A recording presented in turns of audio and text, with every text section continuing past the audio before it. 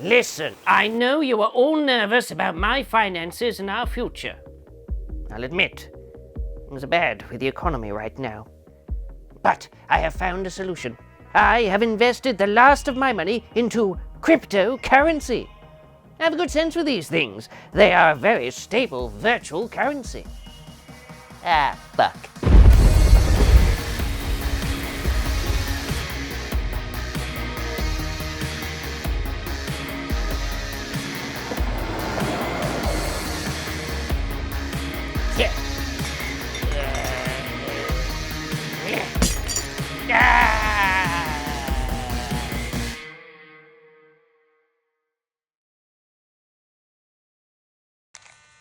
Where the fuck is the record button? Oh. Hello, Smack Talk fans. Welcome to an all-new season of the show.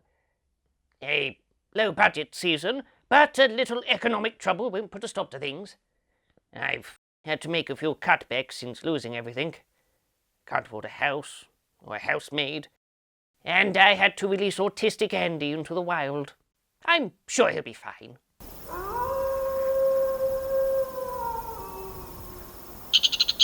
Do you have Minecraft? Anyway, the show must go on. I was fortunate enough to find an old film camera after a spot of dumpster diving for my lunch. I think I managed to wipe the tape that was inside it. Oh shit, I'm sorry. Sorry for what? Our daddy taught us not to be ashamed of our dicks, especially since they're such good size and all. Yeah, bloody technology. You may have also noticed that my abode is somewhat lacking. I'll be honest with you, I'm just squatting in this smelly shithole until that burnt-out pub across the street becomes available. Still, this place has character and mystery. Who knows what you'll find here? Oh, there's a note on the floor. Let's see. Gone out for crack. Please feed baby. What baby? Anyway, it's time for a review. Today it's... Oh, bugger, it's Prey. And yes, I know I'm late to the party, but my life has turned to crap, and my critique will not be silenced. Prey is another Predator film made under 20th Century Fox... Oh, 20th Century Studios now. Ah, yes, that's right. Disney bought them, didn't they? And they own shares in Hulu, so they need a reason for you to subscribe to yet another bloody streaming service. I've joked before about what stupid title the next Predator film will have. A smooth-brained writer from Hollywood thought to themselves, what's the opposite of Predator? Prey. Yeah, that'll be the title, and justifies my exorbitant salary. So now we have a Predator film called Prey, set in the past, where the alien hunter fights Native Americans from the Comanche Nation, instead of just giving them colourful beads and biohazardous blankets. Now, in my The Predator review, which you should watch for more context, I posited that I wasn't averse to the idea of Predator being set in a different time period to mix things up a bit. I still stand by that sentiment, and I could get behind a movie where Native Americans fight predators. The problem with Prey is that the execution is terrible, and the film was an absolute slog to watch. Throughout the whole ordeal, I was pulling a face like Iggy Pop's torso. Why would this be good? It's another popular franchise getting milked again by doing a reboot thingy. Why would anyone think Jurassic World Dominion would be good? Why did some people think The Matrix Resurrections would be good? Just because it has some of the original actors and one of the directors. These big franchise films never capture the spark of the original movies. They are rebooting or sequeling or, in Prey's case, prequeling. It never ends. Oh, please, Daddy Hollywood, wring that shit rag down my throat. I will swallow every drop. According to the marketing, this film is special because you have the option to listen to Prey in Comanche. Sarikuita purai. Ke isa we kita. Ke uisha. Okat sunupapun. Doma kupakuit. a language that less than 50 living people speak. History in the making it is, according to marketing shills. Yes, I can see it now. Historians in the future saying, "Do you remember that mediocre sci-fi film that was dubbed in Comanche that no one bothered with?" No, I don't. Oh, never mind then. It's a gimmick. Only a tiny group of people will understand the Comanche dub, and they probably have better things to do on their reservations than watch an online movie trying to pander to them. Modern films and their marketing are fucking nauseating, and I need a pleasant distraction. So, I will also review The Northman. I like The Northman for 2 reasons. 1, it's a really good film, I highly recommend it. And 2, I saw it in the cinema. Why is that a big deal? Because the last film I saw in a movie theatre before the Wuhan wheeze hit the world was Sonic the Bloody Hedgehog. Let's be honest, the world is going to hell right now. Wars and inflation, you just know things won't end well. And I had horrible visions that years from now, after the economic collapse and the food wars, I would be surviving in the ruins of a school. As me and the survivors gather round a flaming rat corpse for warmth, we would reminisce about the old times and the last thing we saw at the cinema. I did not want to be the one to say the last thing I saw before the world collapsed was a bright blue hedgehog who has to go fast. They'd laugh at me. Now I can hold my head up high and say I saw The Northman, and it was good. If I never go to the cinema again, at least I saw a great film one last time, so let me tell you why it's good. The Northman is written and directed by Robert Eggers, and I'm rather familiar with his work. He really likes historical settings for his movies, which tend to be horror-focused and oftentimes very surreal. I enjoyed his film The Witch, that was about a ye-old family being harassed by witches, and it was Anya Taylor-Joy's first big film, and honestly, she deserves an award for Best Actress. I mean best boobies. I mean tits. Fuck! Then there was The Lighthouse, which was a spooky film about a sparkly gay vampire and an ornery sailor farting and going insane in an isolated lighthouse. Eggers' work usually teeters on the edge of arty-farty, but doesn't go all-out pretentious to the point where you'll start wearing a beret and verbally filleting Jean-Luc Godard. Critics have described The Northman as Art House Conan, which sort of fits, but that's a bit simplistic. The Northman is based on the Norse epic of Amleth, and it's a simple revenge story. A young Nordic prince sees his father's position of power being usurped by his dickhead uncle, and after evading capture, young Amleth vows revenge for his father's death. Many years and many steroid injections later, our prince has grown up to be a full-on pillaging Viking Hulk, played by Alexander Skarsgård, seen here pretending to be an aeroplane. Good for you. What follows next is rage-fueled vengeance and bloodlust, with some dark revelations thrown into the mix. Basically, The Northman is Nordic Hamlet. That sounds boring, I hear you Generation Z kiddies say. Well, look here. It has a fight scene with a zombie warrior king, and it looks like something from those Dark Soul games you seem to like. Kind of bussy, I guess, but for real, my brain has been warped by porn, and I need to coom, fam. Oh, you sweet summer child. It also has Anya Taylor-Joy's perky buttocks in your face. What more do you need? Nah, I'm just gonna watch TikTok all day. No cap. Alright, so maybe the younger generation might not appreciate it, but if you enjoy Gladiator or historical movies of that caliber, then you'll love this film. If you've played a lot of Skyrim and always play a Nord, then you'll die of dehydration from jizzing too much with glee. Anyway, back to The Predator. Prey centers around a weedy Comanche girl called Naru, played by Amber Midthunder, whose entire character arc is her trying to prove to her tribe that she is a capable lady hunter. She trains all day by zipping around like she's had a caffeine enema, throwing her tomahawk at trees. To show she's becoming more skilled, she later adds a piece of rope to it. She also has a dog pal to show she is a sensitive soul, and often she is shown to be one with nature, because Hollywood has to portray the Comanche as cliched noble savages. Now, with modern writing, you'd expect her to be some sort of Mary Sue or Prairie Sue. Indeed, she is not written like most overpowered modern female protagonists who are amazing from the get-go.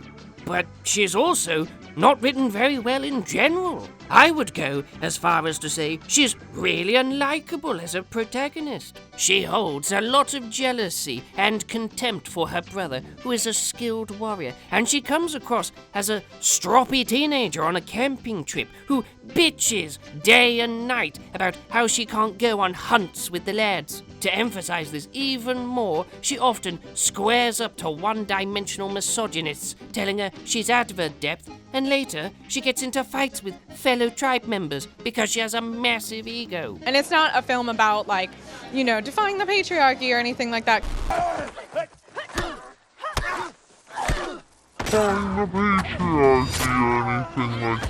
Don't piss on me and tell me it's raining, Thunder Thighs. To be fair, her fellow Comanche have a point.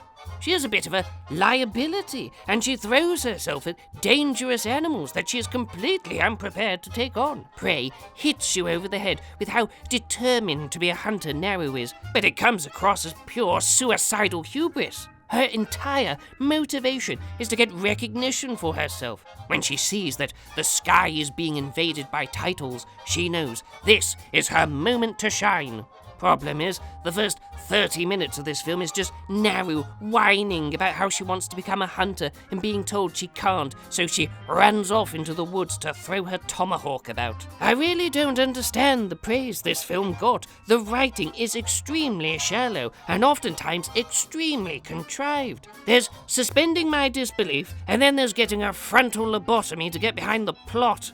There's one moment in the film where Naru and her fellow tribesmen come across an injured Injun, and Naru demonstrates that she is not just a determined hunter, but also a medicine woman and an adept herbologist.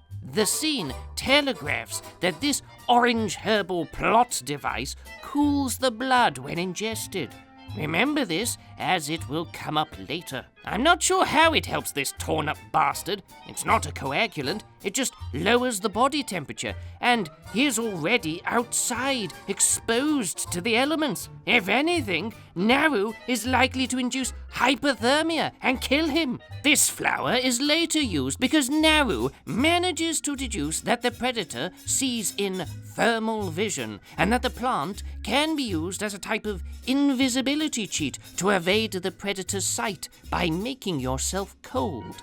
Quite a leap of logic there for Naru, but the writing is terrible and relies on lazy cop-outs to progress the story. When everyone else eats the plant, they turn into a shivering wreck. But when Naru takes it, and her drop in body temperature should make her dead, she's fine and able to be a kamikaze flying badass. Why not just have Naru coat herself in mud, like Dutch did in the first Predator film? That helped him hide from the Predator. I mean, if you're going to steal lines from that film... Its blood was on the leaves. If it bleeds, we can kill it. I don't know that this thing can be killed. If it bleeds, we can kill it.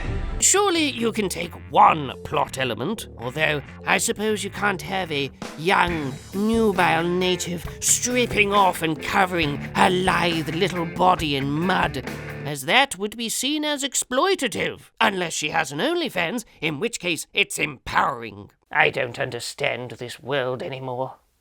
Let's get back to the Northman. While on a raid with Viking fairies, Amleth gets a vision of a seeress, played by Pepperazzi Pulverizer Bjork. Bloody hell, this movie couldn't get more Nordic if it tried. Anyway, she reminds him of his oath to avenge his father and tells him that his fate has already been woven. He learns that his uncle, Fjolnir, is alive and living in Iceland, so Amleth pretends to be a slave destined for Iceland so he can travel there and kick Fjolnir in his pink pucker. Along the way, he befriends and falls in love with his fellow slave, Anya Taylor-Joy. I mean, she did witness him kill off most of her village. After something like that, it's hard to say no to a second date. The acting in this film is not bad, to be fair. Certainly better than Amber Turd. Skarsgård mostly scowls and has a resting pillage face the whole time. But everyone else is serviceable. Although, I did find it funny with all these Hollywood actors putting on thick Scandinavian accents and being all like, "Greetings, Bjorn. I am Jürgen Hagen Bergenstegen. I will now read to you from the IKEA catalogue." Fine, I'll stop doing silly foreign accents. I will say, however, I was put off by Nicole Kidman, who seems to be slowly turning into a silicone sex doll from too much cosmetic surgery. Speaking of beauty, The Northman uses a lot of natural beauty instead of some big computer-generated scenery. It's almost like a well-made but violent tourism advert for Iceland. Come and enjoy the hot springs and the Icelandic Penis Museum. No, seriously, there is a penis museum. It has a range of animal penises for you to enjoy.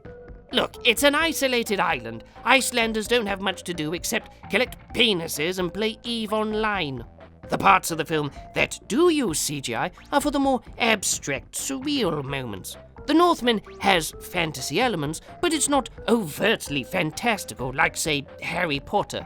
Everything magical can be dismissed as all being in Amleth's head, and he's just tripping balls really hard. The plot is a straightforward revenge movie, and there's nothing wrong with its simplicity.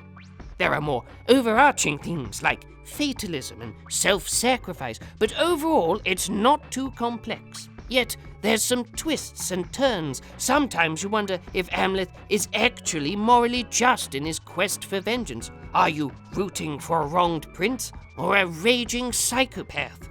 The Northman follows the hero's journey down to a T, and while Amleth starts off as a naive prince and then becomes a very big, shouty man, his character does develop over time.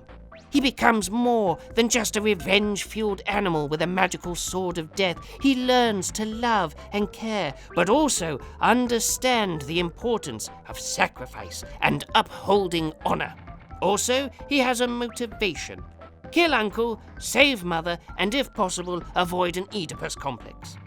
The Northman has a clearly defined character arc. The same cannot be said for Prey. After killing Bugs Bunny's entire family, Naru has enough arrogance to take on the bear that raped Leonardo DiCaprio in Revenant. Now is the time for healing, Leo. Naru thinks fighting a bear is well within her capabilities, even though she spends most of her time hunting small game, and when she previously tried to take on a mountain lion with the help of 2 other men, one of them died. Whatever. She has to prove herself, but her kill is stolen by the predator, and her fears that there is a big monster in the woods are validated. Naru must now fight the predator and stop her own eyeballs from popping out of her head. Well, I say she fights the predator. It's actually everyone else who fights the predator, and then she takes the credit at the end. The rest of the tribe are about as much use as Anne Frank's drum kit and easily get murdered. Except for her brother, who is very capable and helps bail out his sister from harm. Harm she could have avoided. Naru later discerns what the predator considers a threat and what is not worthy of being its quarry. She could simply tell her tribe, "Don't act threatening," and it will just kill trappers. But she decides to antagonize the predator instead, all because she is a narcissist and wants recognition for killing it. Yet Naru is still not a capable fighter and is caught by evil penis-wielding trappers who have no personality and might as well be bags of blood and meat for the predator to pop for 10 minutes of visceral delight. What really burns my ass is that there is no tension in this film. The first Predator was tense, as you had a team of Marines getting picked off one by one, and you saw the psychological effect it had on these hardened soldiers. In Prey, you simply have Naru running away for the majority of the film while expendable mooks get killed off in gruesome computer-generated ways in broad daylight. Naru's brother has also been captured by grisly French trappers, and they use him and Naru as bait for the predator. This whole scene is needed so her brother can give her a pep talk and make her feel emotionally validated. We also get some world-class dialogue. I'm smarter than a beaver. Because Naru has had her ego inflated, she spontaneously becomes good at fighting. We see a massive jump in ability and lethality as Naru kills multiple men. That is not personal growth. That is a growth spurt. Quite jarring. Now that she has been established as capable, her brother can make a noble sacrifice and help weaken the predator for Naru. This version of Predator is, for lack of a better phrase, kind of retarded. Its behavior is incongruent with the previous iterations of the Predator. It fights fair, but then it doesn't. It uses advanced alien gizmos and then disregards them because it has dementia, I don't know. Most of the things it does are silly and done in order to help the plot and further strengthen the heroine's plot armor with a slathering of antagonist stupidity. It's not even a good predator, but I had an epiphany. Maybe that's the point. Maybe he's not on a hunting trip. Maybe the other predators are just really sick of his shit and wanted to get rid of him. He's basically the weird kid at the back of the classroom. I can imagine the other predators saying, "Oh shit, here comes Jeremy." You know, he paper mache'd that skull onto his helmet. It's not even real bone. Yeah, he's weird. He keeps killing small animals and acting like he's hot shit. I don't mean to be a dick, but I think there's something physically wrong with him. Like, have you noticed his eyes are weird and his face is really gummy? I think his mom drank a lot when she was pregnant. Ah, fuck him. Let's ditch him at the next planet we come across. Good luck, Jeremy. We're all rooting for you. Fuck that guy. Let's go kill aliens. Woo! I know your pain all too well, Jeremy. It's time for the big showdown with the Predator. To defeat the intergalactic retard, Naru becomes edgier than a knife made of bismuth and cuts off the leg of a surviving trapper to use him as human bait to be eviscerated by a monster. The victory over the Predator feels hollow. The only way Naru defeats the Predator is through a combination of pure happenstance, flower power, the brunt of the hard work to weaken him done by other people, and the Predator being afflicted with a terminal case of the stupids as he cuts off his own arm. The Predators didn't send their best and brightest, and Naru is about as tough as wet spaghetti. But after the lackluster fight, Naru screams for victory. Did she just do the Home Alone scream? Once all the capable fighters of the tribe have been massacred, Naru returns home after what looks like a glow-stick bukkake party to take her place as a warrior woman. I was expecting a Predator movie that had a story about teamwork and a heroine I could get behind. What I actually got was a story about a stroppy girl annoyed she can't work a dangerous job in an old-fashioned tribal society, so she goes on to endanger herself and her tribe, but also pisses off a race of super-advanced, violent aliens that will now hold a grudge against humans for hundreds of years. All because she couldn't keep her ego in check. My fucking hero. You go, girl! If this is a feminist movie, I think it's damaging to the cause.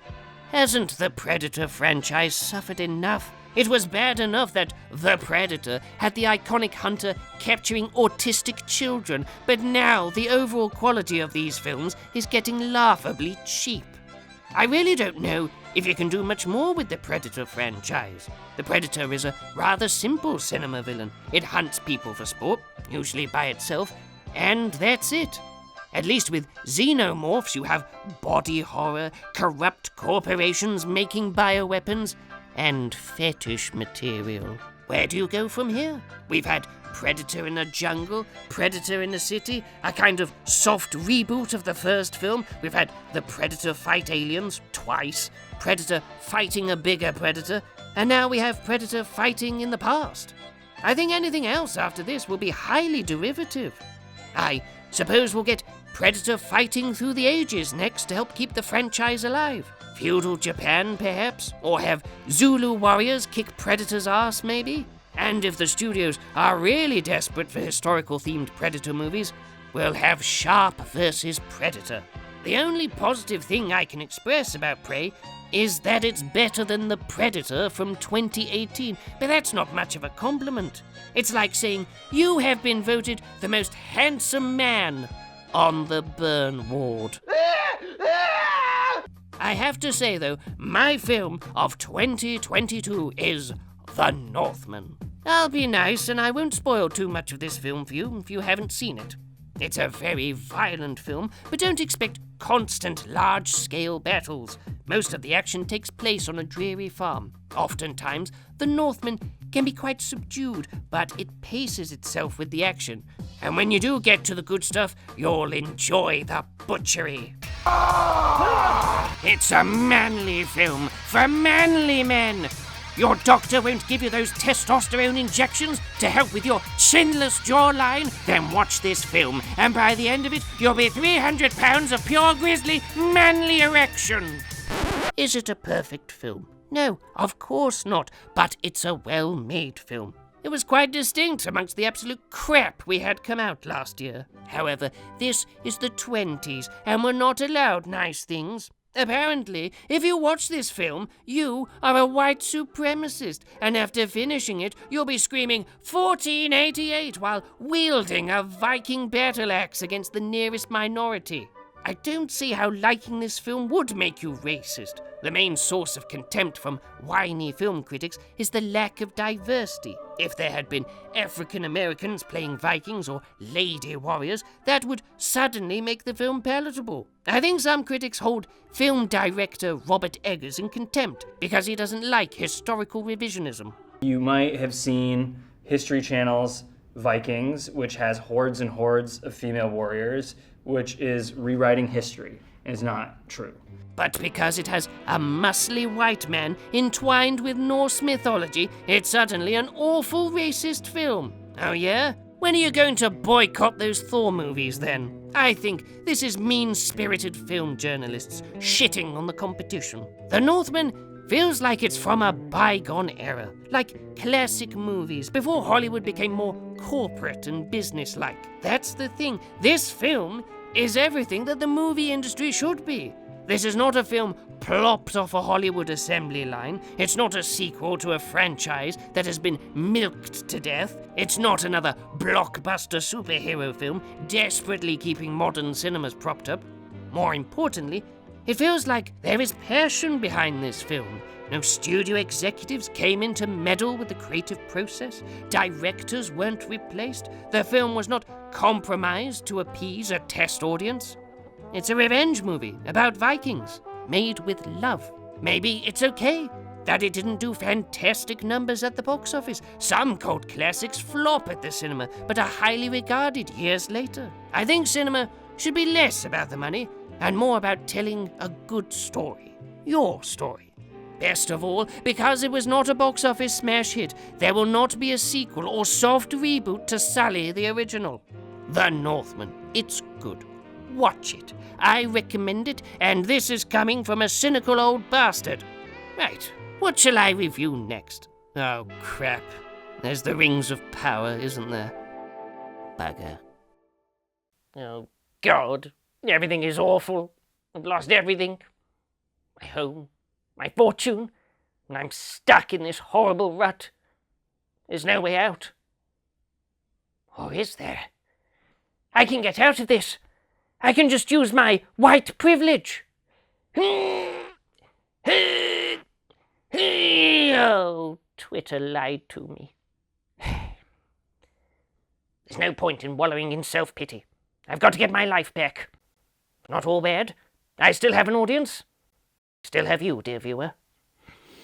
Come on, me and you. Let's take on this crazy world together. The show must go on. Ha ha! Without further interruption, let's celebrate and suck some dick.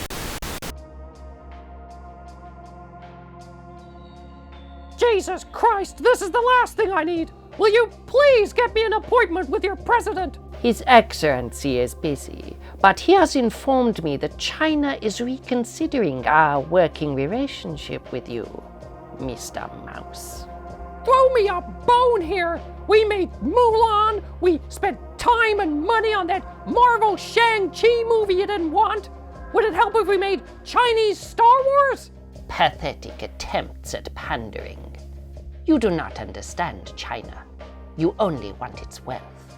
That's show business, but we both love money.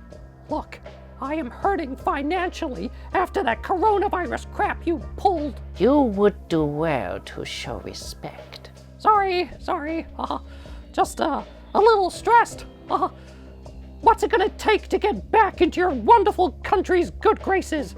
I can Disneyfy some of your myths and legends. I can cut out a load of LGBT pride stuff from our movies. Those turd burglars will still buy our products anyway. It's no skin off my nose. Perhaps. But there is another problem. Professor Tosspot. You know this man, yes? He is critical of China. Eliminate him for us. Oh, that prick! Huh. Hey, why didn't you say so earlier? That would be my pleasure. I got just the guy for the job, too.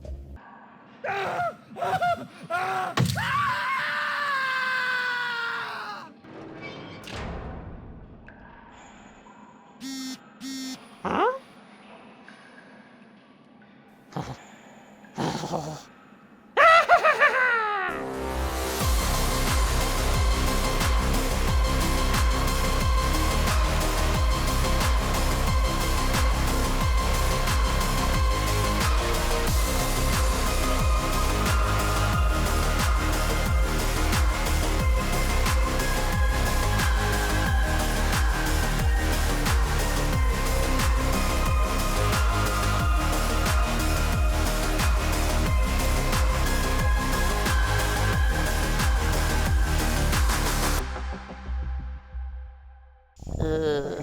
I'm hungry.